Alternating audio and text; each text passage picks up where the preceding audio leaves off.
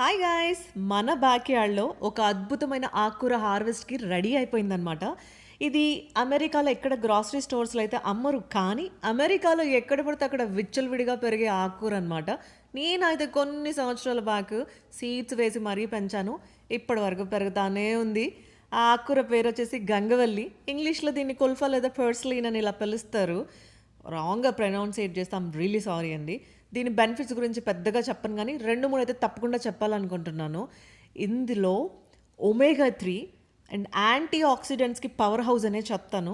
ఇది డయాబెటిక్ వాళ్ళు రెగ్యులర్‌గా తినాలే గానీ అసలు సూపర్‌గా హెల్ప్ అవుతుంది కంట్రోల్ చేయడానికి. ఆడవాళ్ళకి మెన్స్ట్రువల్ ప్రాబ్లమ్స్ ఏమున్నా గూడా చాలా వాటికి ఇది కంట్రోల్ చేయడానికి హెల్ప్ అయితే అవుతుందనమాట.